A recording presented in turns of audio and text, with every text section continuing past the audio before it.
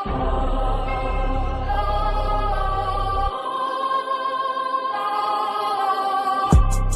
the bayou where the legends collide, Cajun turnbuckle where the true stars reside. DJ D dropping beats from the heart of the South. Marky Mark is the name flowing straight from the mouth. W-do-E dream. A-W's on the scene. Turn it up loud. Let the swamp shake the ground in the ring. Where the real deals are found. Fight night. Predictions on the moonlight glow. Cajun turnbuckle. Let the world know. Predict them evils like they chests on the mat. TNA warriors, can you feel the comeback? Match reviews echo through the swampy air. In Southwest Louisiana, we rise with flair. From the legends past to the stars up ahead. Turn it up loud. Let the swamp shake the ground in the ring.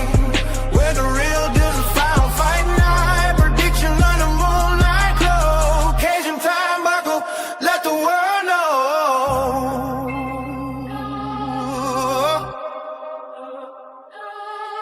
In the swamp, we make history each day. Cajun turnbuckle, come join the play.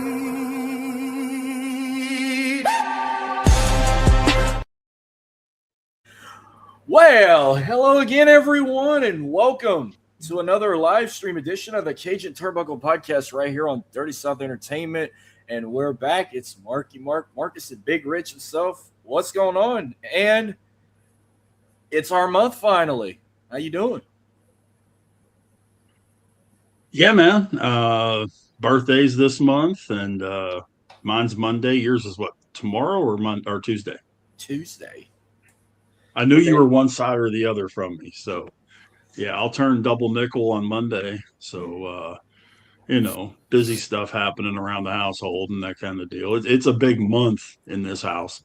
I got two daughters, my mother-in-law, and my birthdays all this month.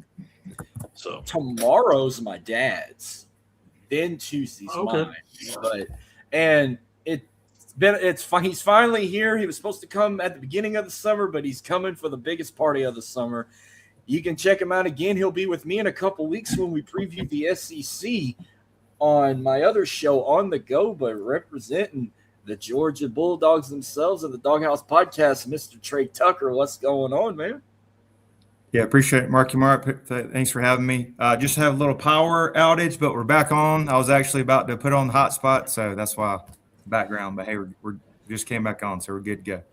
Yeah, so he's going to stick around when we do the SummerSlam predictions and whatnot. So we're going to actually get those out the way, and then when he goes, Rich and I will do the big Boss Man talk from Dark Side of the Ring. And if you want to stick around and talk with Boss Man towards the end, you can until you have to go. But I'll just go ahead. And I gave y'all a few questions before we predict, because to be honest, I usually get hyped for this show because it's my favorite because it's on my birthday month. But with how bad the product's been, I'm not as excited for it. But I'm gonna tune in later this evening. Won't watch it live out on time. I'm gonna watch it a couple hours later, but tomorrow I will watch it like fully live from start to finish. But how you guys feeling about tonight's or the weekend of SummerSlam, basically, because it's a 2-night event? Rich? Yeah, I think there's some matches that I'm really looking forward to. I think Chad Gable and Penta is probably going to be one of those that steals the show. There's some that I really honestly couldn't care less about. Why do we have an interim women's championship? Simply for a spot to put Tiffany Stratton and Chelsea and all these girls on the show. And when you look at the talent that's not on the show, why in the world is Baron Corbin on this show? When you got Ricky Saints and Carmelo Hayes both not on the show. There's a lot of stuff that I'm just not, there's going to be a lot of bathroom breaks. Let's put it that way. But at the same time, you have Brock and Oba, you have Gable and Penta, Seth and Roman, that I think are going to be really good matches. One to kind of watch out for that I think is going to be deceptively good is Sami Zayn and Finn Balor. All right. Trey? Yeah, I'm with them. It's top heavy to me when they originally earlier in the week released, the schedule finally. I thought night one, it looks way better than night two. I'm actually doing. I got some buddies in town that are diehard fans. We're gonna pick one of the days, so I was like, "Well, I'm coming Saturday, so we're gonna watch them tonight together." But definitely tonight, Punk Cody should be good. Really, really excited for Hell in the Cell with Oba. I think we know how that's going to go, and I do want to know if this is really Brock's last match. Another one that's really built some steam is Gunther and Nick Aldis. I know Nick Aldis, come from NWA and some of his previous, but I think he's a good worker. Still looks really good, like $1 million in the suit. So I just want to see if he can hang around with Gunther. Gunther probably wins. But I think that's one that could give Nick Aldis a push to some full-time status. Yeah, some of the other bathroom breaks, I'm with you on those 6-man women's tag. I think tomorrow. I'm not sure with you, but I thought that Danhausen the other day. I know he's getting a big push, but that was kind of embarrassing to me. I know it's maybe the kids or families liked it, but I think that was some jump the shark, busted open. Mention it. I've been listening to that, but night two's a little weaker. But yeah, I think there'll be some good matches. Definitely going to watch, but there'll be some bathroom breaks. Maybe go to the bathroom. Yeah, a long I time. agree. Yeah. Do you guys realize how old Nick Aldis isn't? Is he 39? I think 39. Yeah, Yeah. he's 2 years, soon to be 2 years older. He's Wow. I thought he was like in his mid 40s. No, he's younger than Mickey James, Damn. his wife. I thought it was like 44 or something like that, to be honest. No. That's a fair age. He Been wrestling got 3 out years. of TNA. Yeah, he got out of TNA and the NWA. And like Trey said, when he was wrestling there, if you ever get a chance, if there's one match you can watch before tonight to get a real picture of Nick Aldis, watch him against Cody Rhodes for the NWA title. At All In? I remember that. Phenomenal match. Oh, yeah. Unbelievable. Any of the stuff he did as Magnus in TNA with the British Empire, the other guys he was with, one was a waste of space. The other one was Doug Williams. But you could see he just, and he has a great build. He's 6'4", and him and Gunther. You're right, Trey. Those two guys are probably going to tear that place apart tonight. Yeah, speaking of that real quick, I just wondered his background. Did he just get offered the GM job, get off the road? I know he had a child with Mickey James. Like, he was a good wrestler. Like, why did he take this GM role being prime of his career and he can work? Just wondering. Well, he had a couple of injuries. Okay. He had the beginnings of some neck issues in that.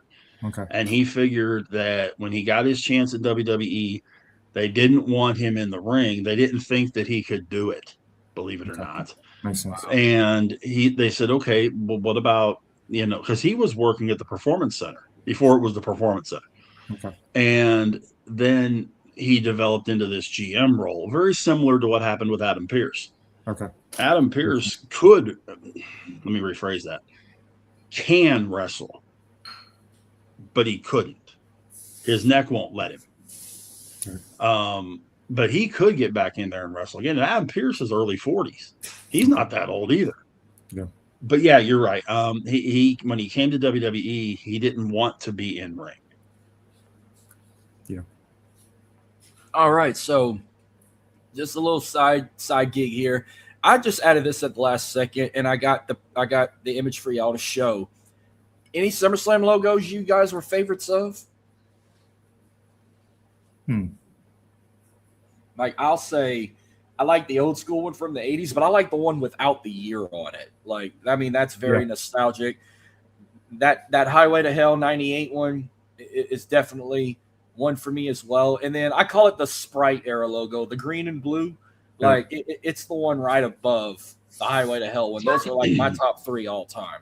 Like any SummerSlam logos that are like rent free in your head that you say this was their best logo ever or more. I can tell you the one that's not. The one that's directly above SummerSlam 94. The Highway to Hell one from 90? The 2 I can't stand that logo. Yeah. Oh, that was one of my favorites. That was the Highway to Hell. Sorry, dude. But that's that whole thing of different strokes for different folks. I can't stand that logo. If it was me, I'd say those older 80s, late 80s, early 90s logos. I thought those were pretty cool. Okay, Trey. Oh shit. Okay, there it goes. Yeah, SummerSlam above, the one with the S. The kind of looks like Sprite. I kind of like that one too. Yeah, the Sprite logo. Hell yeah. So, before we get to predictions, I gotta ask. I gave y'all a little assignment. So, give me your top 3 SummerSlam pay-per-views. Like, what's 3 of your all-time favorites that you can watch over and over again? I'll start with Trey. We going shows first? Sorry. Yeah, give me your 3 favorite SummerSlam shows you can watch all the time. Yeah, I'm going to go 2013, kind of like the big one, Brock beats CM Punk. That was a really good one. And I'm going to go 2002 SummerSlam, Triple H versus HBK and the street fight.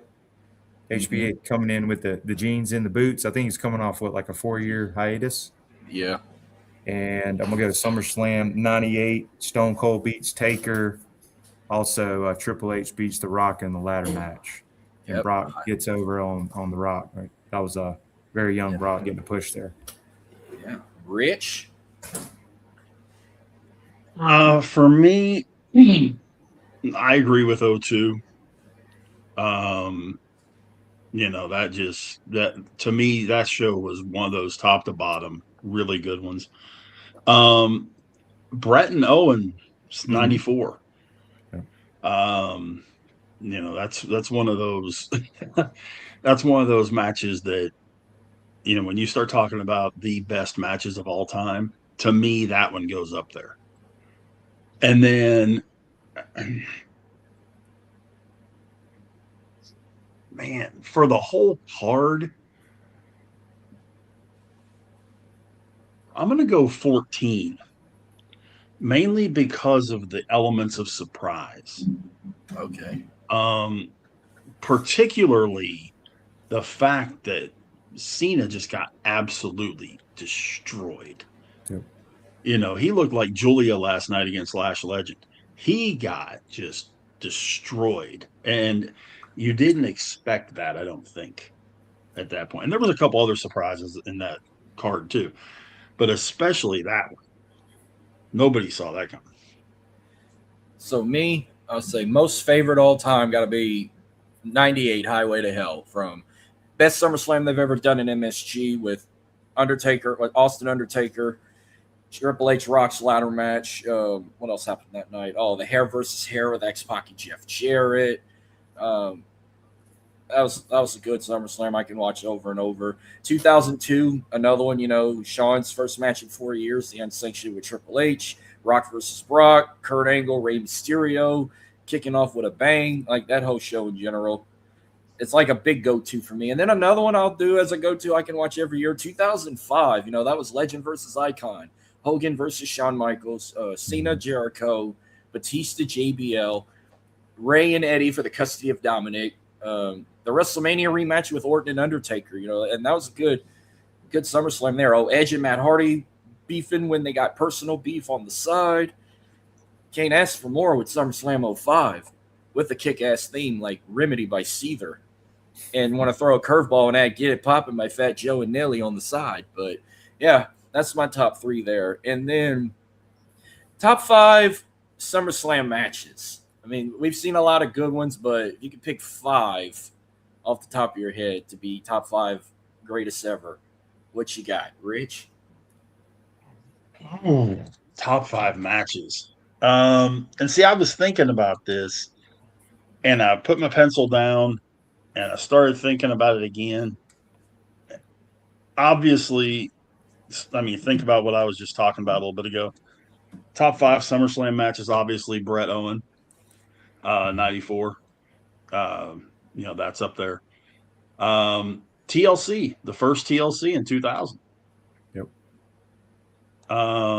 I think it's really tough to not have that on the list.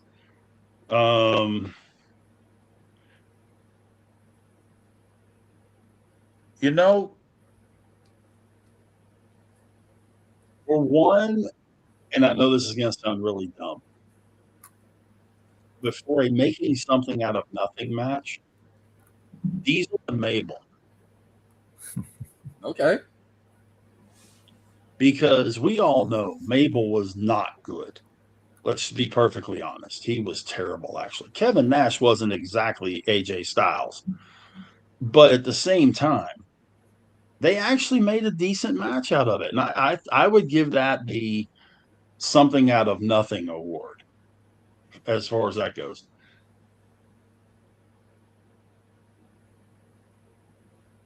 Yeah. All right. Go ahead, Shrey. I was going to say, I'm sorry. I got the other two that I had on the top of my head, and I had lost them for a second. Shawn Michaels and Vader. 96. Okay. Yeah.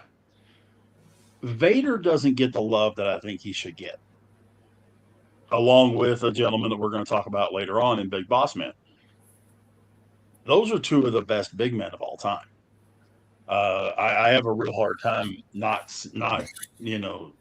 understanding why he gets any love. And then they had a 4-way, and I'm trying to remember what year it was. I think it was 17. It might have been 16. Reigns, Strowman, Samoa Joe, and Brock.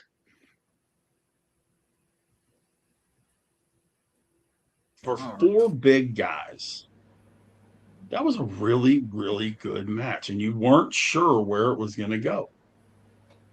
So I'll put that on there too. I really enjoyed that one. You said 4 big guys. I'm taking it you said the 4-way with Lesnar, Strowman, Roman, and Joe. Yeah. Okay. Yeah. I mean, those are bigger guys. It's not Eddie Guerrero, Rey Mysterio, AJ, Benoit, guys like that. These are bigger guys in that. And that's where I was going with the big guys thing. Yeah. I didn't hear that 4-way. I mean, I heard 4-way, and that was the only thing that came to mind. A part of my headphones cut off when you were talking, so I figured when I heard 4-way, that's the only thing that came up in my head was the main of the Universal title match from 2017. Okay, Trey, give me your top 5 SummerSlam matches. Yeah, I do agree with that. Big Rich took the table, ladders, chairs 2000. I actually watched that a little earlier. Go that Shawn Michaels Triple H 2002 match. I'm going to go with John Cena, AJ Styles 2016. AJ Styles getting the win. That was a good one. Also, I'm going to go CM Punk, Brock Lesnar, disqualification from 2013. That was one of the better SummerSlam. Yeah. I think I'd go classic Bret Hart versus British Bulldog when you watch some. Yes. There we go. There we go. I think that's TLC. Hopefully that's 5 in there. But yeah. Yeah. I'm going to go chronologically with mine. And I'm going to start with the one I didn't think I was going to hear. British Bulldog Bret Hart for the Intercontinental Championship in 1992. Main evented, by the way, at Wembley. Then I'll throw my all-time favorite steel cage match, Bret Hart versus Owen for the WWF title in 1994. Triple H and The Rock ladder match for the Intercontinental title in 1998. What about The Rock versus Booker T for the WCW Championship in 2001? Okay. That was a big deal to me because it was like my guy for the WWF versus one of my all-time favorites in WCW. And then during that whole invasion angle that people shit talk now, that was kind of a big deal having the WCW title main event at WWE show like that. And then, of course, you got to save the best for last. You can't forget Unsanctioned. Shawn Michaels, Triple H. Shawn's first match in 4 years, and these two knew each other real well that they put a 5-star banger of a fight where it led to them having great feuds within the next 2 years in the Ruthless Aggression era. going into 2004 as well. So, yeah, that's my top 5 right there. So now we'll get with predictions. And by the way, I've just found this out this morning. I guess the product has been so bad that they're not going to air the first hour on ESPN anymore. So they're not doing it, I guess. And plus, they said it's not fair to subscribers. So this is just going to be straight 6 matches. You got to pay. Well, you got to pay for if you don't have a subscription. You don't get that first hour for free, which I wasn't a fan of anyway. And to be honest, they should have just held it somewhere else. I mean, you couldn't even put 60,000 in this brand new stadium. I think they said they only had 30,000 seats. I saw a lot of tarp covered. Hell, you should have just did it in the Target Center. Or you had 2 years to get them to fill seats up when you announced this 2 years ago. Plus, this was supposed to be the first 2-night SummerSlam before they called an audible and decided, we're going to do the 2025 one in New Jersey 2 nights as well. So before one last call, like, is it their? I mean, obviously it's their fault they couldn't fill up the 60,000 seated venue with the product they give and the pricing and the tickets and the storytelling and the TKO ESPN deal shit and all that. I mean, anything else I'm missing? Why they couldn't sell this place out? I knew it was a bad sign when its $25 promo code came out. It's like, recently I knew that was bad. Well, I mean, when the cheapest seat in the building is $75, I was taught a long time ago in the radio business, and I'm 22 years into it, and this statement still holds true. I'd rather sell 1,000 spots at $5 a piece than no spots at $25. I'd rather sell 60,000 seats at $25, $30, $40 than 0 at 75.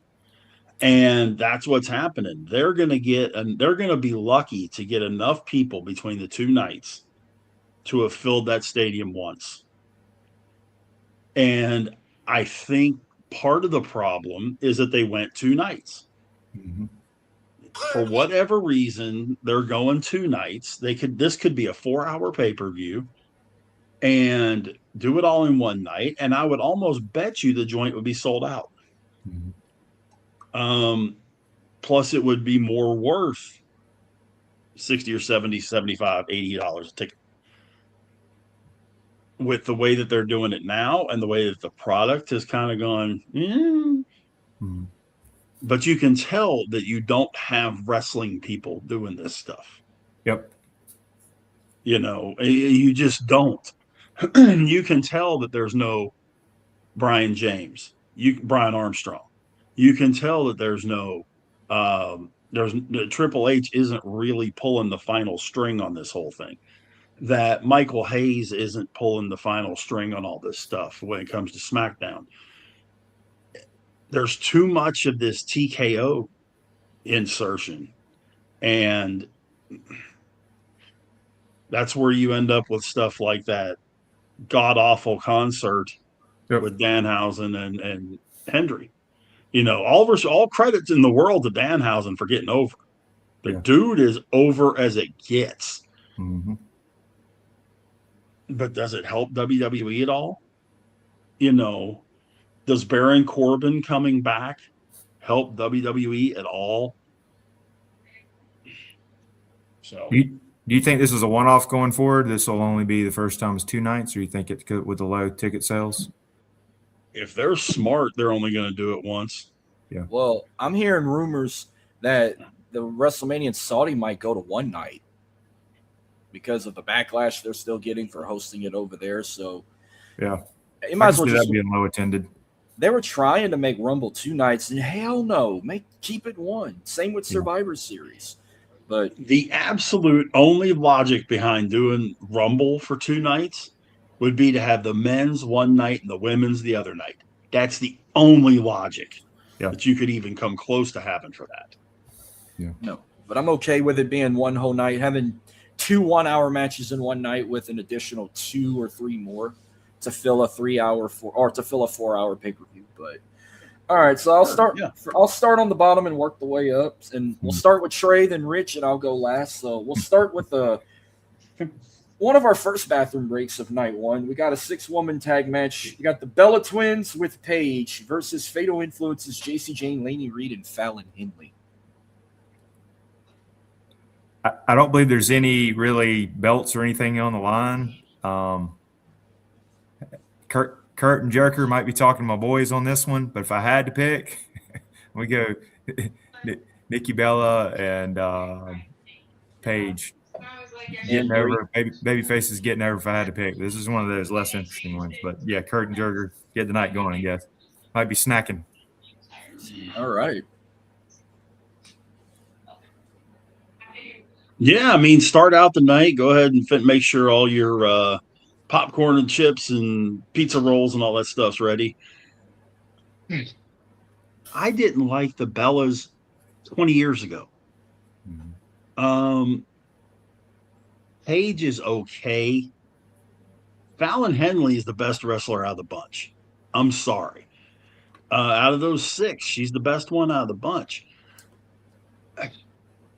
You want to start a show with a match that's going to get people excited.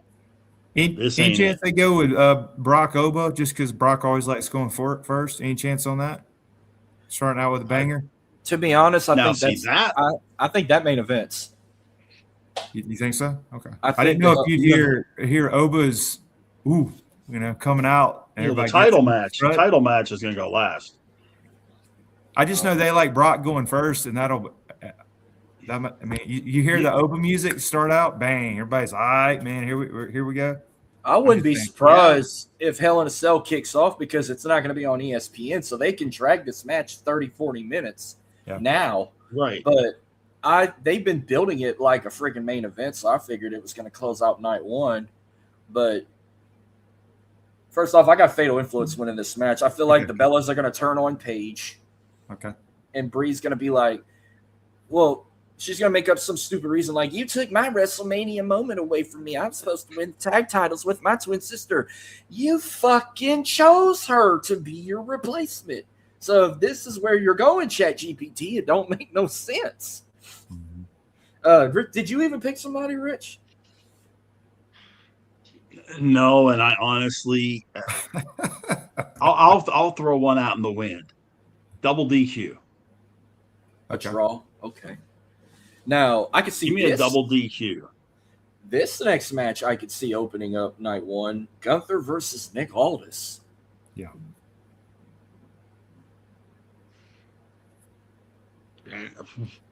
All you, Trey. Yeah. I'm really excited about it. I think Aldis comes out looking good. I wish building up to it, I'm gonna go with Busted Open. I'll listen to him. Is if they would have built him up a little bit more, like show a little package from NWA to really get it. It was mentioned in the signing, like, all right, former NWA champion. Okay, but if you'd had like a little preview package, WWE's great with that. Just show his previous history. He looks like a legitimate wrestler. If all the new generation, everybody comes in like, all right, who's this Nick Aldis dude? He's got a suit on. He hadn't done anything in 3 years. Like a little bit of a build. I would have liked that. But I think Aldis works his ass off in this. I could see him getting some false finishes, give you a little bit of hope. But I think Gunther probably taps him out. Maybe even let him struggle a couple times, like one roll out. It was like, all right, he's hanging out, and then make him go to sleep. Kind of, you're not burying him at all, but you make him a legitimate worker for Aldis. But I like Gunther probably choking him out. But Aldis comes out getting over in this one, I think. But it should be a good match. I'd let it go for a ways too. I don't know, 15, 20 minutes. Let Aldis get some of his stuff in. Maybe get some of his old finishers in. But just get him over, but Gunther wins. Yeah. And I think you're right, Trey. I mean, especially with them owning the TNA library now. Mm-hmm. There's all kinds, even if they didn't pull NWA, pull his TNA stuff. Yeah. When he wrestled AJ, when he wrestled Joe, when he wrestled Angle, put that stuff out there. I agree with you. If this doesn't go 15 or 20 minutes or longer, it's an injustice. Yeah. I would love to see all this go over, but I think you're right. I think Gunther's going to end up winning it. But it's not going to be easy. You want to do some side booking? I'm just going way out the box. Is because they've kind of teased it a little bit. How about Adam Pearce come out and help Gunther out of the blue, and you could do GM versus GM because if you got Aldis looks good, you can build it or something else. Let him come out just out of the blue, and you could have him. Hey, I've always wanted to be the best GM. I don't know. Come on, storyline with GM versus because you always got to build for the next storyline. It's like with a little assistance with Gunther. I don't know. I'm just trying to say Gunther beats Aldis that way. I don't know. Building storyline. Well, no, I mean you have a valid point. I think the only thing that I see being an issue there is unless something has changed. Yeah. Adam Pearce has the same neck condition that Stone Cold has. Right. And if he takes one bump the wrong way, he ain't getting up. Yeah. I didn't know it was that bad. I knew he had some neck issues, but I didn't know it was that bad on Austin's level. Yeah. Yeah, from everything that I know, Jim Cornette was talking about it one day on his podcast. That was when Pierce first went to WWE, he was a trainer again for the in the performance center and everything. And when he would get into the ring, he could run the ropes and that kind of deal, but he couldn't take a clothesline or any of that kind of deal because of the neck. Okay. So I like the idea though, Trey. I like the idea, and maybe that could extend the Aldis and Gunther thing, which I would love to see take some time. Yeah. Extend it all the way to Survivor Series. I'm gonna go with Gunther too. I mean, you can call this. He's back in that career killer gimmick where I wouldn't say kills his career, but kills his in-ring competition. Just let him have just one match in WWE, and that's it. And then he can go back playing his role as GM of SmackDown. But this ain't gonna be no squash match. I think Nick Aldis is gonna put up a fight, and it's gonna be one that's gonna be so memorable and iconic. But I don't think he makes him tap out. I think he passes him out. He's gonna lock him in that sleeper hold, and he's just gonna put him to sleep, and then he's gonna win by TKO. Yep. Now, no pinfalls, no submission. I think it's TKO. And then we'll see if he goes in the WWE title picture after that or they have him going somewhere else. But I think Nick might take a little time off, and then he'll come back as his role as GM. Then we get this six-man tag, and I got a feeling I know how this is going to go. But we got LA Knight, Solo Sikoa, and Royce Keys. And I thought the pairing at WrestleMania was weird with LA Knight and the Usos against the Vision and Nice Show Speed. They just love putting LA Knight in these weird six-man tag feuds. Then they've taken on the Bloodlines, Jacob Fatu and the Usos.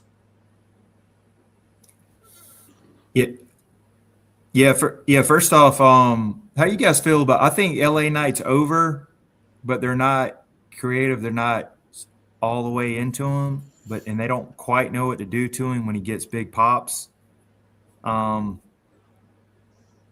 gonna go thinking outside the box, and maybe this goes with my pick. This could be completely wrong, and he could get buried again. But if somehow they let Rollins beat Reigns, the only reason why I'm saying Reigns gets beat, there's that whole tease he might leave for the summer for a movie or whatever, is if Rollins somehow wins, they let LA Knight get over in this match, help out get the win, is he might get a push towards the title shot, because I think Rollins will be short term if he does win.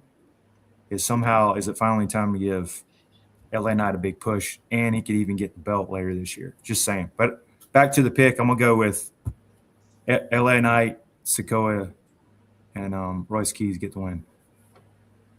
Oh yeah, we're gonna get ads after every match, and I don't know what night I'm more excited for, to be honest. Mm-hmm. I'm kind of in the same level with both nights. Yeah. But yeah. All right. I understand where you're coming from, Trey. LA Knight is over. Yeah. I mean, he's as over as, to be honest, he's over as Danhausen. He's over as Cody. He's over as Roman. Listen to the crowd reaction. Mm-hmm. But for whatever reason, they just 100% attach an anvil to him whenever he starts taking off. This match here, I'm just thoroughly confused. I've never been a Solo guy. Yeah. And this new thing with him trying to be a babyface just is awkward at best. I love me some Powerhouse Hughes, which is Royce Keys. Powerhouse Hughes was his name in AEW. Right.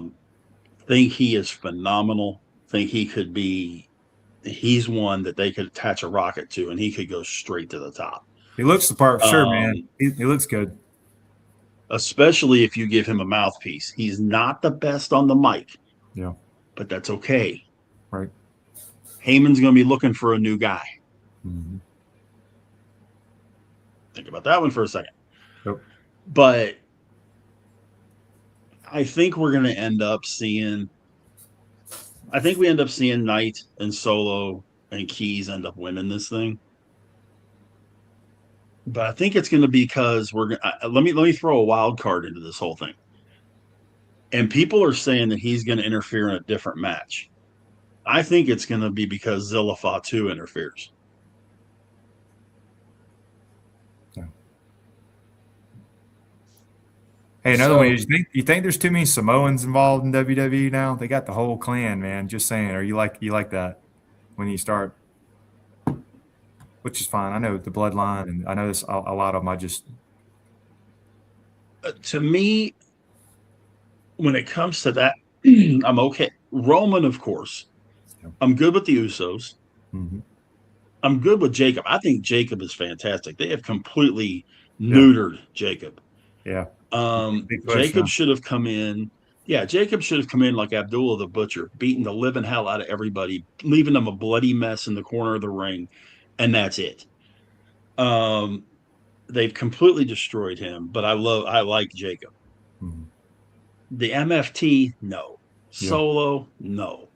Now, the fact that we brought Haku into this picture kind of changes things a little bit. You know, now we've got some lineage rolling here. Maybe Haku can do some things with the MFT, but I'm just not impressed with the rest of them. No. As far as I'm concerned, outside of Jacob and the Usos and Roman, they can all go away. Yeah. All right. I feel like this is sad but true. But the Usos and Jacob Fatu's winning this match. Somehow, LA Knight's going to unfortunately take the pinfall. Mm-hmm. But what I believe what happens, because, I feel like this is going to be long-term storytelling with LA Knight trying to take out the bloodline. You got that Sunday night's main event because they don't want to compete with week 1 of college football, but they're going to try and compete with whoever Ole Miss is playing Sunday. They're going to try and beat the ratings of that. But he's going to feud with one of them bloodline members at Sunday night's main event, maybe like Jey Uso or something. I feel if he's not going to get put in the Money in the Bank ladder match, I see him challenging Roman for the world title, even if he don't win it. Just to have him go in a feud with the bloodline and maybe get a team of his own for War Games to try and beat the bloodline. I think that's where we're going for the rest of the year with LA Knight. Now it's his turn to try and overcome the bloodline because that's all it is lately is him getting a one-up over the Usos and Jacob Fatu, and then it won't be long before he tries to goes after Roman next. And you got to start somewhere with that. Matches in order for tomorrow. So he thinks the Hell in a Cell is going to kick off. A lot of people are saying that, but hey, I'll be fine with it because I said it's not going to air on ESPN. They can make that match an hour if they want. But hey, if that happens, who would you bring out first, Oba or Brock? Bring Oba out first. Let him get him hyped up, and then you bring the hometown boy at the end. That's me. Okay, cool. Then you got the Women's World Championship, Liv Morgan versus Io Sky. And real quick, ESPN ain't scared to tell the truth. I thought it was hilarious on SportsCenter. They had a graphic at the bottom under Liv Morgan's interview, 0 title defenses since she won it at WrestleMania. I thought that was hilarious. And everybody's like, somebody's getting fired for that. And I'm like, I don't think so.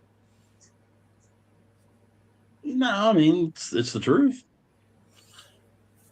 Which the women's It division is the has truth. been. Women's division has been shit. No offense.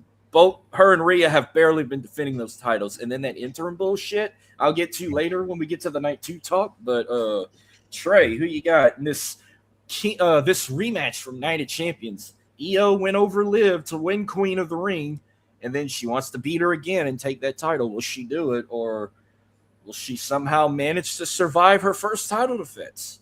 Yeah, I figure like you gotta give them a little bit of a push or give her a little bit of a title reign. So I think Liv gets over, beats Io. I can maybe even seeing this making it another 3-4 trilogy match, but maybe even little. Does she still have some of the Judgment Day or any kind of people over there? Maybe they come down and help out a little bit. Still got Roxanne and Raquel, which Raquel. I can see them coming in, getting involved, but she'll get over and get the win. Maybe a little cheating involved. Liv. All right. I mean, that's a possibility. I'm an EO fan. She's good. I mean, I'm not against Liv Morgan, but I've been an EO fan forever. I think Io wins the title simply because I think we've got some implosion happening in the Judgment Day. Mm-hmm. I think we're going to end up starting to see something between Liv and Raquel. Yeah. Because then Liv can go with the whole thing of, oh, I'm a champion and you are not. Mm-hmm. Much like what Liv had been doing to Raquel all that time, that Raquel kept failing on her chances. And now Raquel can go, you didn't defend your title for 100 days. You made one defense and you lost. What are you doing? And then you start that rivalry with those two. So give me Io to win it. Mm-hmm. Just to see, I think Judgment Day has kind of run its course. Yeah. So I wouldn't be surprised if we see that fall apart. Yeah, if you're trying to revamp the women's division, you got to get champions that people want to see and champions we know they're going to defend the titles. I'm going with Io Sky. She's one of the most popular. I mean, and she got some haters too, but I see a lot of people that love her more than hate her. And everyone's ready for the Judgment Day to disband, but I don't even know if they're really going to disband. But if somehow she drops that title, it could be Io winning it on her own. It can be the Judgment Day trying to help, but it backfires, or people are talking about a potential return of Stephanie Vakir, and she costs Liv the title. I mean, it can go either way. I haven't gotten an update on Stephanie Vakir, but I know I saw her at the Fanatics Fest and the WrestleCons they've had over the summer and the month of July, and she looks good, and she took her time off. I mean, she might be ready to come back. I'm not sure, but I can't wait till she comes back, and we'll see if she gets back in the title picture. But I'm gonna go with Io to retain, and then these last two, one's gonna close out. I just don't know which one yet, but I'll start with the WWE Championship here. CM Punk versus Cody Rhodes. I feel like this might have a more exciting build-up than the other world title match we'll have tomorrow night. I think this one's more personal. And then you got to throw a bench warmer in the background to make it more personal, even though he's not involved. And then you got another guy who he's fighting with the boss. You can kind of throw in that scheme as well. He wants to go after it next. But Punk and Cody could main event, could not, but who's walking out of Minneapolis as WWE champion? Trey? It's been goodwill. Could go back and forth. Probably been listening and busted open way too much, but I think this could be one of them is going to be a heel turn. And everybody's been waiting for Cody, but then also you got to look at he's still hot with the ticket sales, the kids. So I'm going to go just because he just got it, and I think people are a little Cody fatigued with the belt. So you could build long-term storylines. But I'm going to go with CM Punk getting the win, maybe go to sleep to win clean. But you could always tease there's maybe a heel turn by Cody. Or there's always the rumor that, hey, Punk, well, somebody's going heel. Punk could do heel change. But anyway, I'm going to go CM Punk, clean win. 1, 2, 3. Okay. I'm with you on the heel thing. And of course, you got everybody freaking out about last night, that he wore the black shirt and all that. Cody wore the black shirt under his jacket and all that kind of craziness. I think that WWE is looking at too many dollars for him to turn heel. Yep. I could see Punk doing it a whole lot better. But at the same time, you run into the Brett and Bulldog thing, where they were both, fan favorites coming in, and they were both fan favorites coming out. But I'm going with Punk. I think Punk retains. Yep.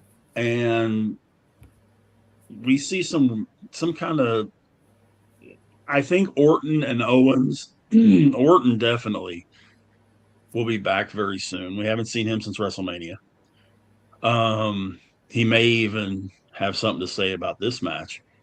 But I think we may end up seeing Cody and maybe Orton getting into something, and Punk moving on to whether it's Finn or Sami Zayn. Hey, with Orton, you bring him back heel or babyface? Babyface. He's going to get a big pop when he comes back. But if it's going to be tough to bring him back. See, that's where the problem is right now. If you look at WWE right now, outside of Gunther, who is the legitimate heel in that company?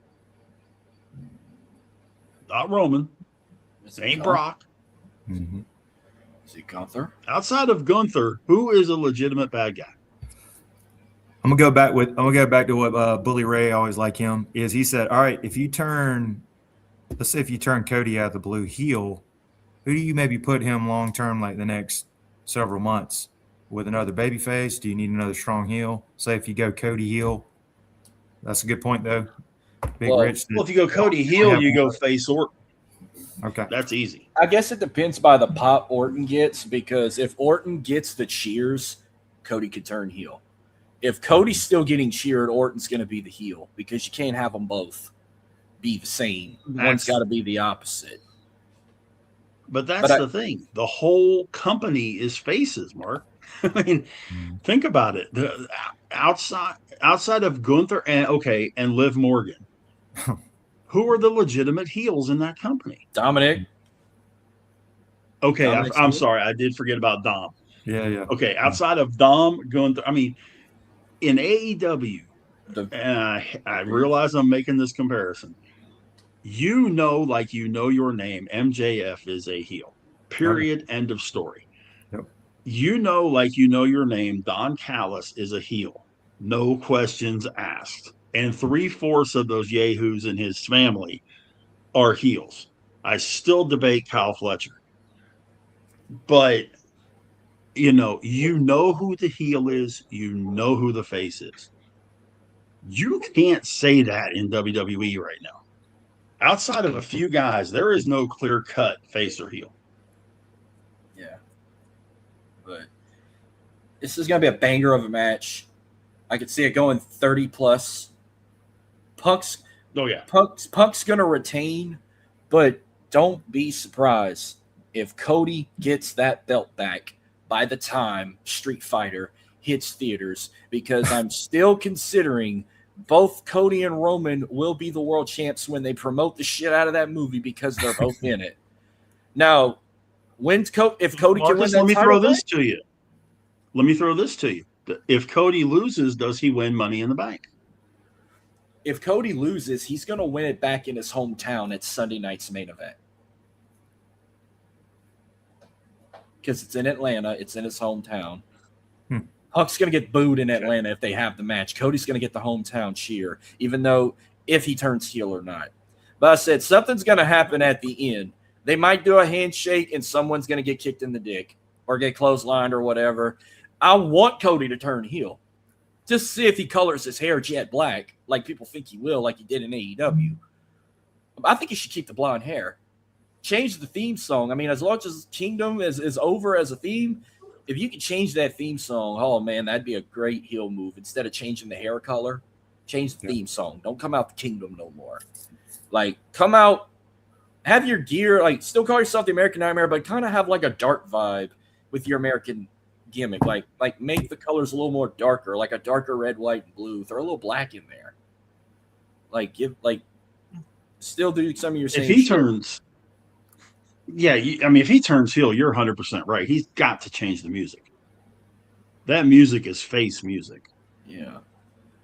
But Punk, I know a lot of people despise Punk. Cody's the golden boy right now. They love Cody about the same as everyone loves John Cena. He's like there for the kids and whatnot.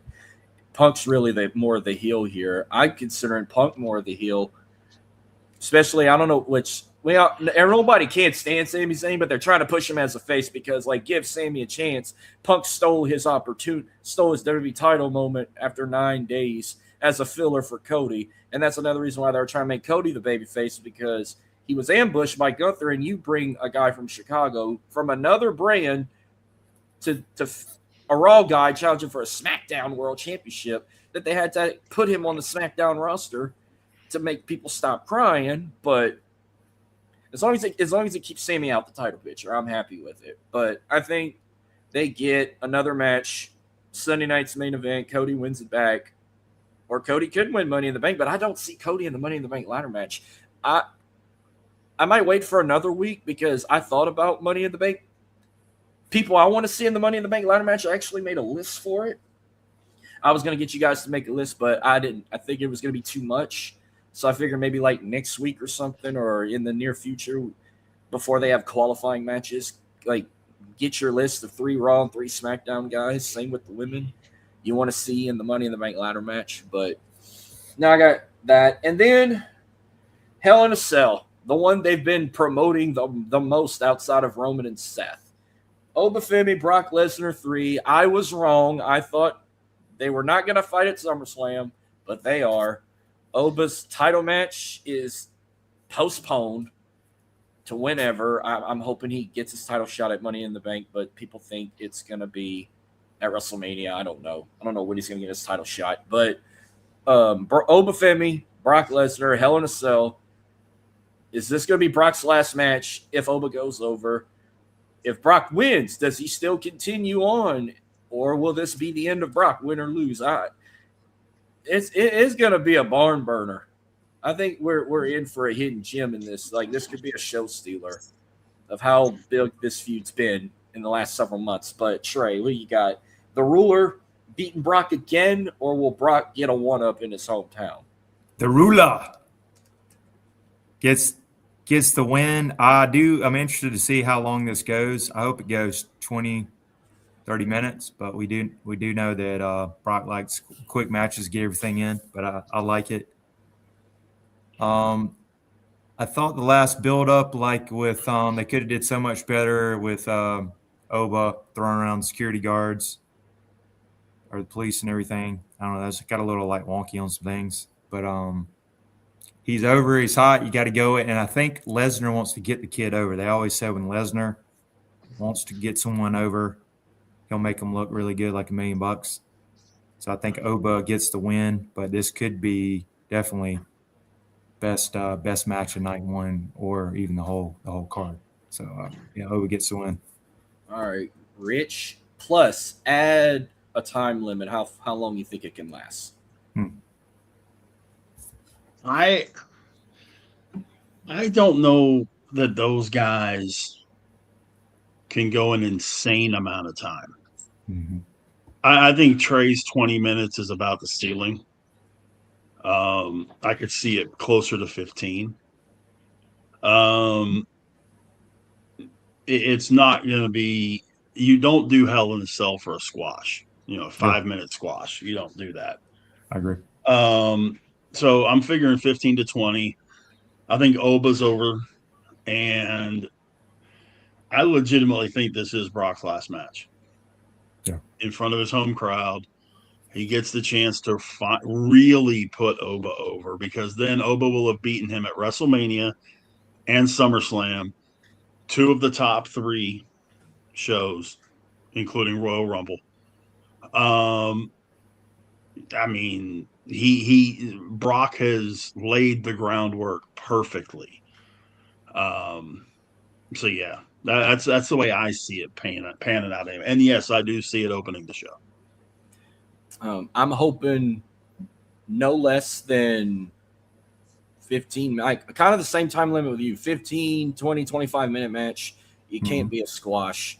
And I think we're gonna get a shocker here, because if I'm correct, I want to say Brock Lesnar has never lost a Hell in a Cell match. I think he's 2-0 from what I heard. Yeah, I believe that's correct. Yeah, I thought he had more than 2. I know he had 2 with The Undertaker, and he beat him both times at No Mercy 2002 and Hell in a Cell 2015. I thought he had like at least 4 Hell in a Cells.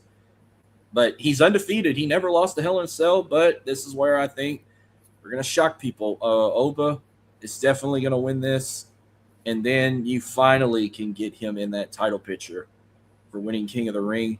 Now, I'm trying to remember. I know he took the gloves off when he lost at WrestleMania. Did he take the boots off too, or did he just take the gloves off? Took the boots off. He like walked out barefooted almost. I swear. Okay, so he did take the boots off. I thought it was just the gloves, because I said if he takes some boots off, that's got to be a sign that's it. But if he did that the first time, he's gonna have to like cry or something. Like take the boots off, take the gloves off, tear up, or if Paul Heyman comes out crying, clapping, or whatever, or hugs him. Like I've never seen him hug. I don't think he ever hugged Heyman in his life. If he hugs, well, no, Heyman, they hugged at WrestleMania, so you can't even include that. I honestly think that it would be one of those where I think Lesnar has to talk to the crowd. Or how about this? If Sable and his kids are in the ringside and he hugs them, that could be a sign. Well, considering that Sable hasn't been seen anywhere around WWE in 15 years, that's one thing he protects really, really well, is his family. Yeah. I mean, if it wasn't for the fact that his daughter is an elite athlete, you probably wouldn't even know who his daughter is. But she's a freaking unbelievably talented collegiate athlete. Right. I don't know. You may be right, but I don't think that's going to be a deal breaker on that one.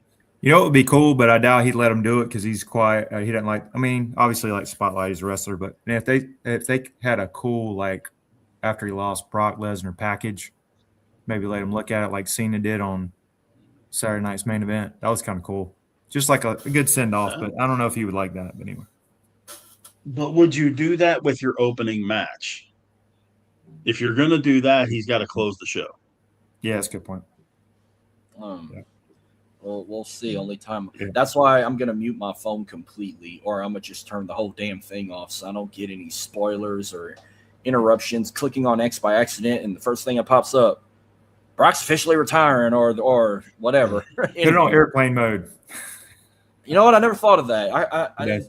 That takes everything off. You still get like you get texts. I don't know if your buddies text you, but I think all like notifications from all the apps, you don't get it, I believe. Well, I just need Messenger, Facebook Messenger, and X, and Facebook. Yeah, that should be off. And still on. That's where ESPN. I edited those notifications. Like I only would get notifications if like a football team scores a touchdown. Right. Anything like news wise from WWE, UFC, or even if someone passes away, those are like muted. Yeah.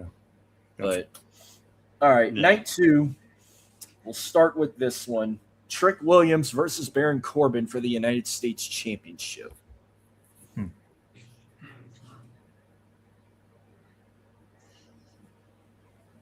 And Baron Corbin just came back. So does he get the belt back? Or does Trick continue on with that fucking horrendous title? I'm going to Trick. Yeah, I'm going with. I think you got to start with Trick Williams and maybe even Triple H saying who's some of his guys he thinks really getting a push or doing that. I mean, Corbin, how long was he gone for? Happy Corbin and everything. About 3 years. It's gone for what, a year? I don't think thought he was about gone 3 years. Well, he did the Happy Corbin gimmick in 2022.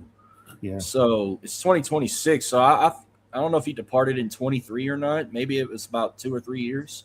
I mean, did he even get a pop recently with this little small push? I mean, how's the reaction been? I just think Trick's over, man. He got the intro coming out. Well, he can work.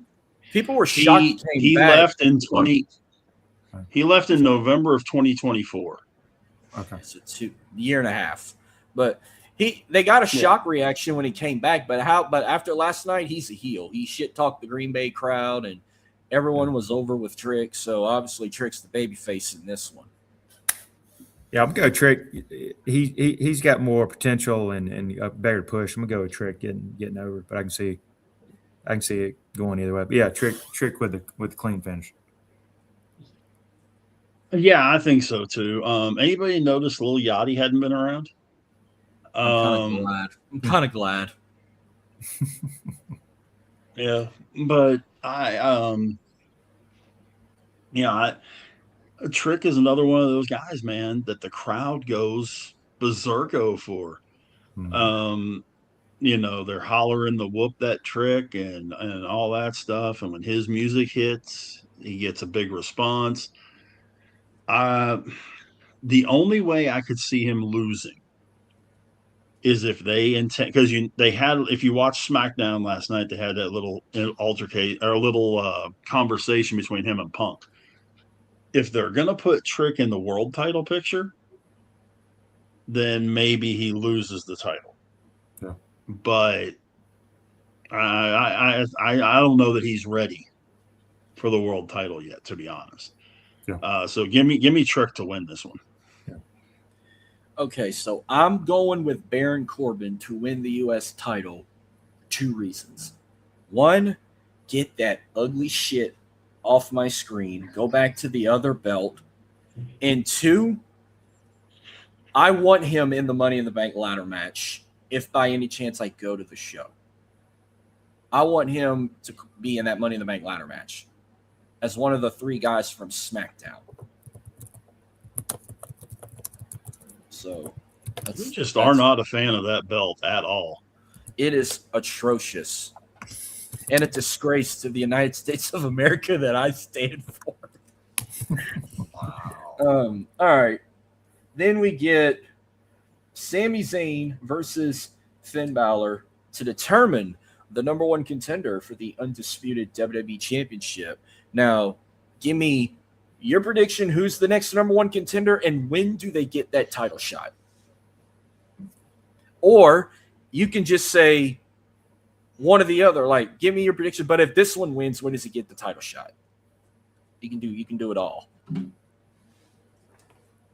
We'll go with Sammy gets the win because you can't see unless he's just getting buried.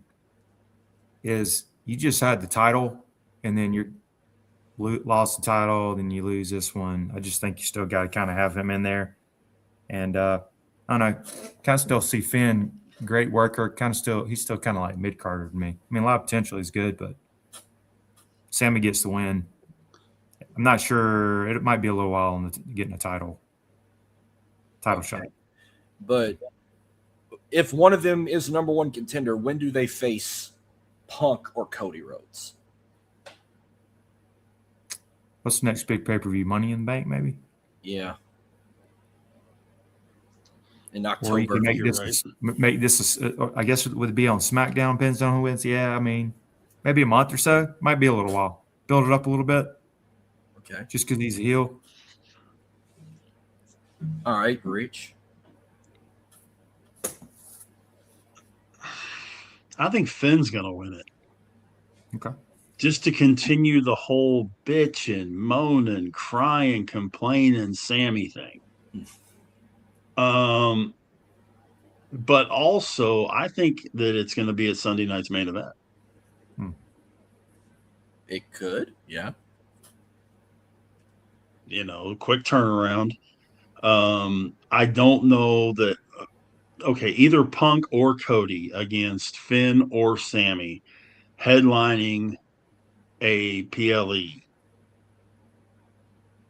Yeah. We've already played that song. I don't know that I want to do it again. Right. I like Finn, and I think Finn got screwed. He wins the Universal title and his first champion, and then he ends up having to give it up the next night because of a broken shoulder. And I think he was more screwed that he never got another shot after that. But he's another one that's over. When he comes out, the crowd goes nuts. So that's why it's just a combo of things. I think we give Finn I think Finn gets the win. It's a pretty good match. Yeah. Really good match, actually. They can work. And yeah, I said they can both work. Yeah, it should be good. Yeah. Yeah, it should be a really good match. I don't think we're going to be seeing any, tables or, using the stairs to beat each other's brains in, or a pizza cutter across the forehead, or any of that kind of stuff. Probably go 15, 20 minutes. Yeah. So I'm also going with Finn Balor because I cannot stand Sami Zayn, and him crying about everything makes it even better, even if he don't disappear. But if Finn Balor wins, he'll get his. I'd like to see him get his title shot, like at Money in the Bank. Whether if he feuds with Punk again, or if he does feud with Cody, we see something new. Maybe that's if Cody does turn heel, that'd be good for having Finn as a babyface. And if Finn gets the title shot at Money in the Bank, have him come out as the Demon. I've never seen the Demon character in person, and I would what a better place than New Orleans in October during Voodoo Fest, Voodoo Month, Halloween, and all that. Perfect city for that. Yeah. But if Sammy wins, he's getting that title shot ASAP. He'll get it the following SmackDown after SummerSlam. Because he's not going to wait. He wants to get his hands on Punk or get his hands on Cody as soon as possible, just for him to lose again. I could see that.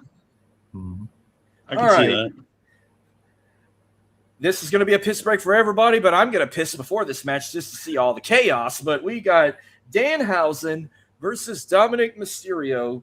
Now, any kind of pole match is just diabolical. Singapore Cane on a pole match, Pink Slip on a pole match, Viagra on a pole Judy match. Bagwell on a pole match. I thought that was Forklift. I'm pretty sure they've hung divorce papers on a pole. They've hung all kind of shit. Oh, they've hung Dominic Mysterio's parental papers on a pole. Whoa. Or was that a ladder match? No, that was a ladder match. Custody of Dominic. We've had a paddle on a pole custody match. was ladder match. You're right. We've had a paddle on a pole match, Singapore Cane on a pole match, Pink Slip on a pole, Viagra on a pole. I think Trish. See, in Texas, we had real pole matches here. Coal miner's glove, bullwhip. I don't get the coal miner's glove. You get something off the pole in Texas, it's gonna hurt. I didn't get a coal mine that glove match. I thought you just wear a glove and hit someone with it. I don't know. And not a coal miner's glove.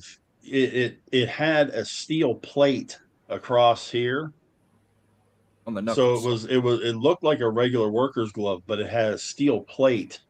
So if you hit somebody with it, you can knock them out. So that's about you bust them. Well, that sounds more dangerous than a tape fist match. I thought tape fist was so stupid. Oh, one more. Brass knuckles on a pole match. We've had that once. That was probably the only thing worth watching with William Regal was a brass knuckle on a pole match. But no, we're getting human monies on a pole match. So there will be, I don't know how they're going to do it. There's going to be $100,000 hanging on a pole. I don't know if it's in a briefcase or they're going to put it in a money bag or it's just going to be a rack. Racks on racks on racks hanging on a pole, ready to make it rain in the Twin Cities. I don't know. But it's the money Danhausen stole from the Judgment Day.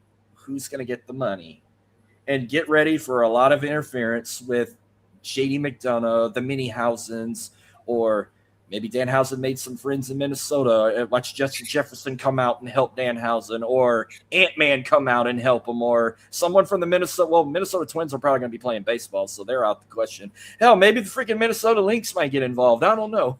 So it's going to be a very circus match. But who wins the $100,000? I'm going to go with Danhausen because he's over. How long do you think this thing goes, and how long should it go, and should it get too wonky? Because they got to try to save this because that was bad the other night. I think they tried something and it crashed. Oh yeah, and don't be surprised if Joe Henry gets involved too. I see this no more than no more concerts, please. 10 minutes. 10 minutes. Yeah. That's all. This is get your shit in, maybe get some cool intros, but yeah, don't let it get wonky around. And can Danhausen come out on a Viking ship? I don't know, but how long was that match with Lash Legend and Julia last night? Wasn't it like 5 minutes, 5 or 6 minutes?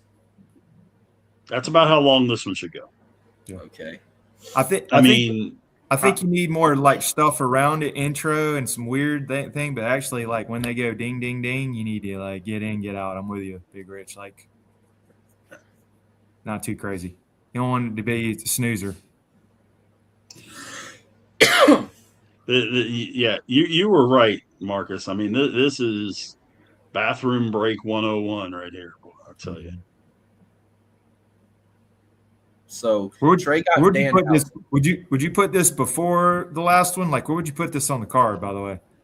I'd put it in the dead middle of the show. Okay. Third or fourth match. Mm-hmm. It would be the intermission. There you go. So Trey got Danhausen. Rich.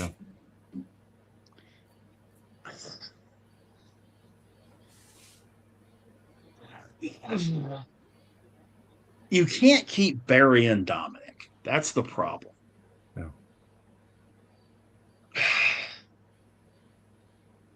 Here's what I hope happens. Dominic wins this thing. They get the money back, and this thing is over, and Danhausen moves to something else. That's what I'm hoping to see. Well, so give me Dominic. I can't believe I'm going to say this as much as I fucking hate this guy. I'm going with Dominic Mysterio too, because Danhausen, he's got to lose eventually. Since he got there, he's undefeated. He never lost a match. Yeah, he's 13-0 or something like that. They're keeping track of it like Goldberg, for God's sake. I know he beat Miz and Kit Wilson in a tag match with one of them. He beat Miz 1-on-1. He beat Kit Wilson 1-on-1. He beat some other jobbers, and then he beat JD at Saturday night's main event. Yeah.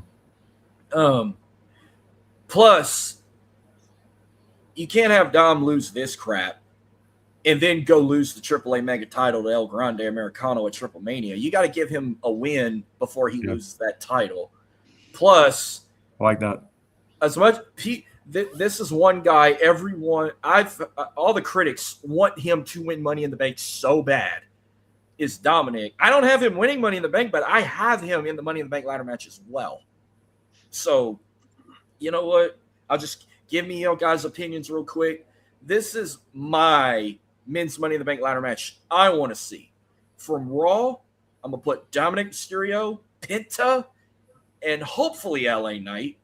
From SmackDown, I want to do Trick Williams, Royce Keys, and you got to put a former world champion in there. So that's where either Sami Zayn, Finn Balor, or even Gunther gets that other spot.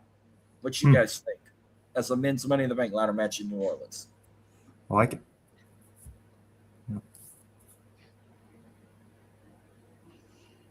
Yeah.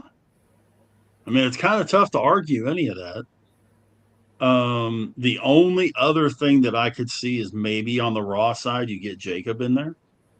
Jacob Fatu? Yeah. Mm-hmm. Yeah. But I'm not sure who you take out. Well, I wouldn't take out Keys. I wouldn't take out. You'd have to take a Raw guy out. So if LA Knight gets that title shot with Roman, then you could put him in there with Dominic and Penta from Raw. Yeah. And then the women, you know, I tried to remember all I said for the women, but I did a lot of like mid-card women. Like I said, I wanted like Soruka in there, or Blake Monroe in there, Maxine Dupree, Lash Legend, Julia. And if you have to put like a former women's champion in there, I was going to say like Tiffany Stratton or something. Like that was for my. Tell you what, after the way they just shit on Julia last night, I mean, big flaming turd on Julia, or Chelsea Green. Chelsea Green, I can see Chelsea Green a whole lot faster than I could see Julia right now. I don't know whose Wheaties she peed in, but man, I mean, they straight buried her last night. Yeah. Well, speaking of the women, then we get, it should be for the actual women's title. I don't know what Triple H has a fetish with Rhea. But you look at like Seth Rollins, you look at Batista, you look at Finn Balor, you look at who else won a title, suffered an injury, and had to immediately. Roman Reigns, when he had leukemia, they had to take it off of him. They didn't let him keep it while he went do his treatment. But for Rhea, who's going to be out, 8 months, maybe more, they're going to let her keep it? It don't make sense. This is some Tony Khan shit. But Tiffany Stratton, Jade Cargill, Chelsea Green, Charlotte Flair, and Lash Legend, 5-way ladder match. I'm shocked it's not a 6-way. But it's for the interim WWE Women's Championship. Now, give me your main winner, and you can throw a backup if you like. So, Trey, who you got becoming the interim Women's Champion? I'm going to go because she's good on the mic. She makes whatever gimmick they give her is good. I'm going to go Chelsea Green for the win, finally. And then I'm going to go back up Charlotte Flair. Yeah, that's kind of where I was going. Also, Chelsea might be first. a popcorn intermission match too. You know, move around a little bit. Yeah, I mean, Charlotte, 15th title, I guess. It would set up Charlotte versus Rhea, which we all know is money. Mm-hmm. Yeah, I mean, I think Chelsea first, and then if it's not Chelsea, it'll be Charlotte. Well, no, I wanted to say Tiffany, just to give her like a hometown pop, give her a hometown moment, but it's not the real belt, so I'm gonna take Tiffany out. I wouldn't mind Chelsea Green. That'd be a good thing for her with that character saying, I'm the real women's champion. This ain't interim. She's going to claim she's the real champion until Rhea gets back. But as a backup, I want to see something new. What about Lash Legend? You think she's ready to be a world champ? She's got the potential. I think you brought up the magic word. She has the potential. Is she ready right now? I really don't think so. But stranger things have happened. Would I put it past WWE putting the title on her? No, but I could also see her losing it because I don't know. Again, I'm looking long term. Lash versus Rhea. No, I mean she could be a transitional interim champion. I mean, to have Lash win it and then have someone like Charlotte beat her on SmackDown for it. Yeah. But I hope not. Let me put it that way. I don't know about you, Trey. I hope not, but I guess I could see it. Yeah, I don't think Lash Legend's ready yet. I don't really know much about her till I watched Unreal, to be honest. I know her and Trick. I think they just got married not long ago. Yeah, I was going to say her husband's more ready than she is. Yeah. I mean, I just threw that in there because I think she's great. Like they put her with Nia Jax as the Irresistible Forces. They made a great tag team. I mean, yeah, I can definitely see her as like women's United States champ, like hold a mid-card title or two as well. I mean, if she got to go that route first.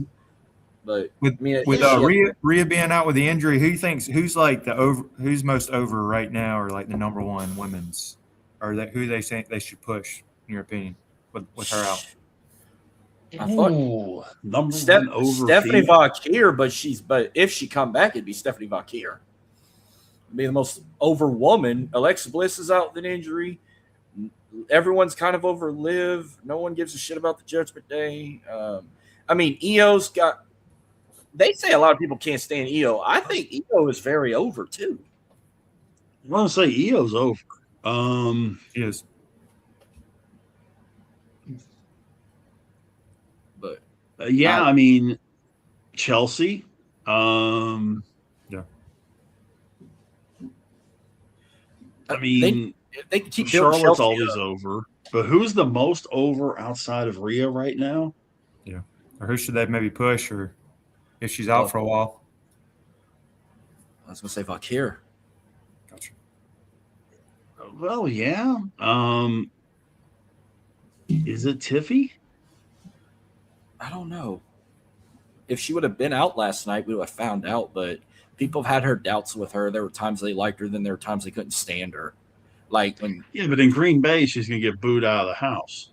when she was Miss Money in the Bank at first, they couldn't stand her. But when she cashed in on was it Nia Jax? Oh, she was over for that. And when she beat Charlotte Flair, oh, she was over. But then they were like getting bored with her. And then when she went after the women's U.S. title, it's like her popularity sort of slowed down. But I've always loved Tiffany Stratton. Yeah, but let's look at something that makes a little bit of a difference. Top 5 finisher in the company? Prettiest moonsault? Absolutely. Christopher Daniels, PME. Yeah. That's a top 5 finisher in the company. I'm sorry. Okay. Well, these next two are probably the two best storylines going into night 2. This one could be a show stealer for the whole weekend as well. You got Penta versus Chad Gable for the Intercontinental Championship. This is the test for Gable, and this goes back to Penta's debut. Remember, Penta beat Gable in his in-ring debut. Gable went away to go learn the arts of Lucha Libre, then come back as the original El Grande Americano, carried that storyline into this past May with El Grande and had one of the best matches AAA ever put down, a potential match of the year candidate. When he lost the mask and revealed his identity, he earned the respect from Lucha Libre. He earned the respect from all the fans. He's like the next big mid-card babyface guy, but they got to fix that theme song. They love him. They just hate the theme. But will he win that title? And plus, it's in his hometown, so he's going to get a big ovation. Does he win his first mid-card title, or will Penta continue that reign as Intercontinental Champion?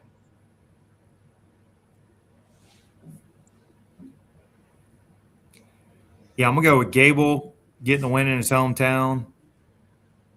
Everybody gets excited, and I think he's great when he's a heel. He's a babyface now, I assume. So I think he's got to eventually turn because he's not a good babyface in my opinion. He's a better heel. So maybe there's like a heel turn later on, but hometown he wins the belt. And I think they need to give him a push because, like you mentioned, AAA, that's the most over he's had, and I felt like he's been brought back a little bit with where they kind of put him after that. But yeah, Gable gets the win clean.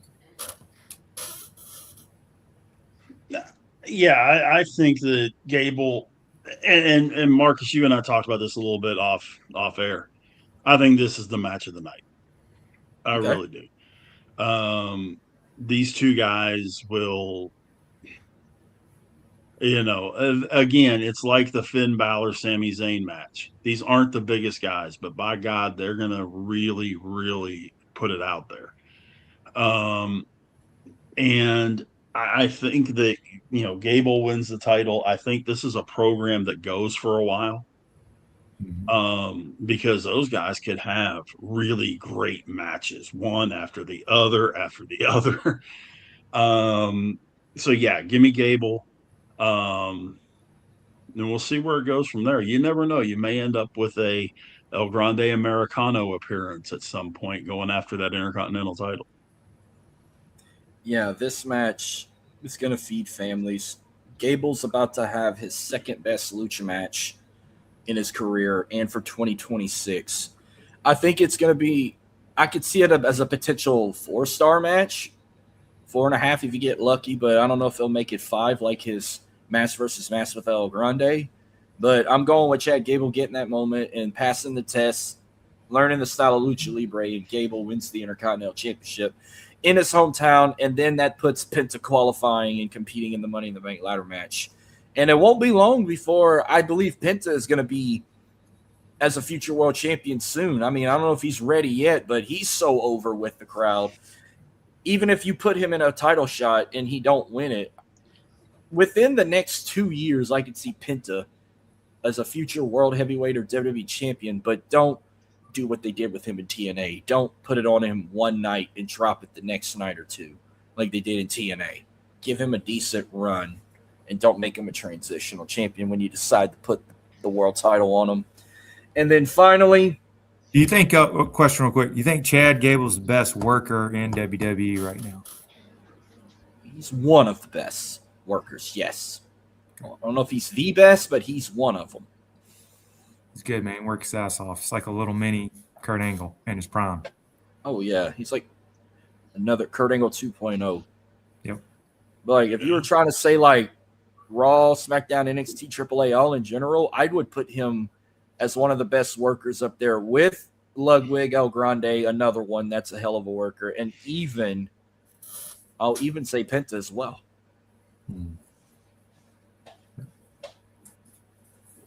Yeah. Yeah. I mean, when you're talking about top workers in the company, yeah. You'd have to put Finn on that list too. Mm-hmm.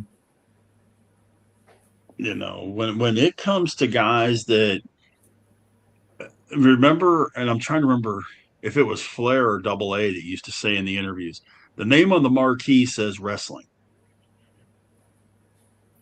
That's Gable, Penta, Ludwig Kaiser, Gunther. But man, is Gable the best in the company? I think he might be right, Trey. Yeah. He can go, man. All right. Then we I think he might be right. Yeah. All right. Then we get the main event of night 2. A long rivalry. I don't know if I want to say 10 years in the making, maybe more. No, more than that, about 12 years in the making. Roman Reigns, Seth Rollins for the World Heavyweight Championship. Now, real quick, I don't know where people are getting this from. They said Roman Reigns has never beaten Seth Rollins. That is a fucking lie. I remember Roman beating Seth on Raw in Lafayette, and I was there.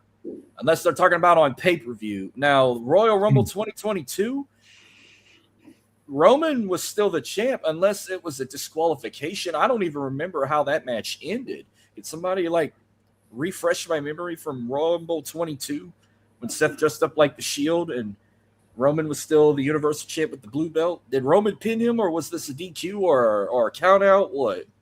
Anybody remember?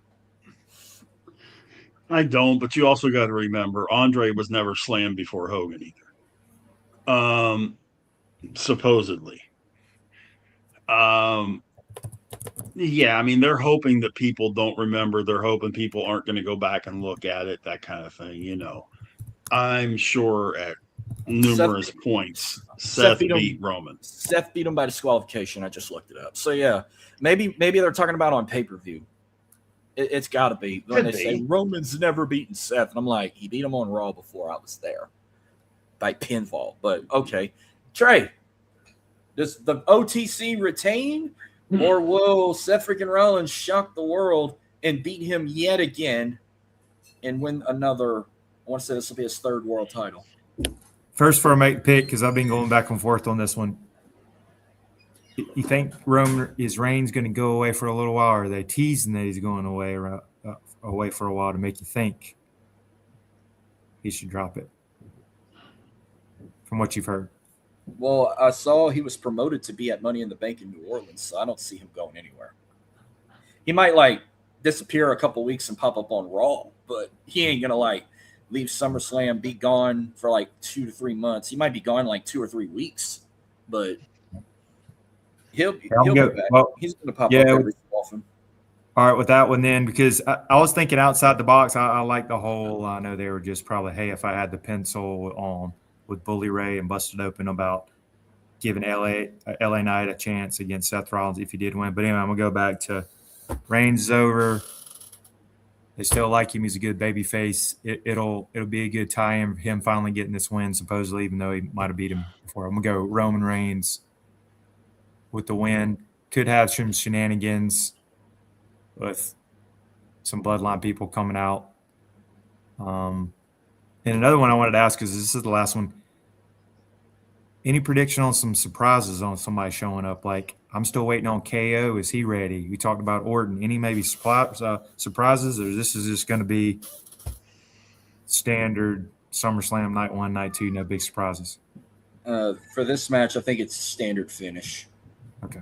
I'm going to go Reigns then. Reigns gets the win.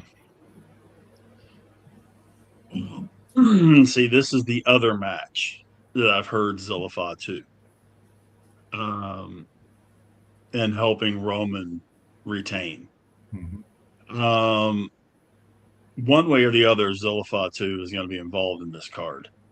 I think I would rather see Seth win it. Yeah. But I think Roman wins it. I just think Seth would have more consistent matches, would have better matches. And I could see even if they brought it crossways and did Seth and Finn, or hell, Seth and Gable for that matter. Imagine that one. Mm-hmm. Yeah, I mean, I still think Roman wins it. I think you got some shenanigans in there. I think Zillifah too ends up helping Roman win it. And so that's kind of where I'm at with it. I think there's a couple. I don't necessarily know about KO because I haven't really heard as much about KO coming back as I have Randy.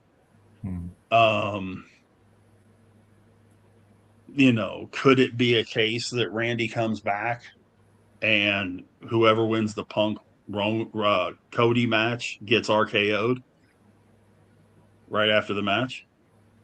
Mm-hmm. Could be, but I could see Randy before I saw KO. Yeah. Another one that is gonna, at least you know each other really well. Another potential show stealer, but I don't think it would be a show stealer. It'd be a good way to close out the weekend, definitely. But whether we've been waiting for Zilla to come, about a year now, and he still never showed up. Maybe he finally shows up. You never know. He could align with Roman instead of Solo's bloodline or MFT, and he can align with the Usos and Jacob Fatu and Roman. And then you got a War Games team ready when we get to Houston. But I got Roman retaining, and when we get to Money in the Bank, he might go disappear for a couple of weeks, and then when he comes back, he'll either, I could see him going with Oba next or LA Knight, one of them two against Roman at Money in the Bank, and then Finn versus Cody or Punk at Money in the Bank. So that's what I'm sticking with going into October, and see how we go the rest of the summer, going into September, heading into the next PLE Money in the Bank, which ain't till October. So unless they we're going to throw a surprise for y'all. We're going to give you freaking WrestlePalooza or something in September, because they ain't got nothing for September. It's just Sunday night's main event. That's it. Nothing. Unless they're trying to make Money in the Bank something. I'm kind of curious about too, because when Oba gets his chance, there's no way he doesn't win it, right? Oh, he wins it. He gotta win it. It'd be pointless. I don't care if he's wrestling Roman, Seth, God himself. He's gonna win. Absolutely. I agree. That's what I was thinking. Okay. So you guys are with me on that. I think you give it to him at WrestleMania, man. Big as you can get it.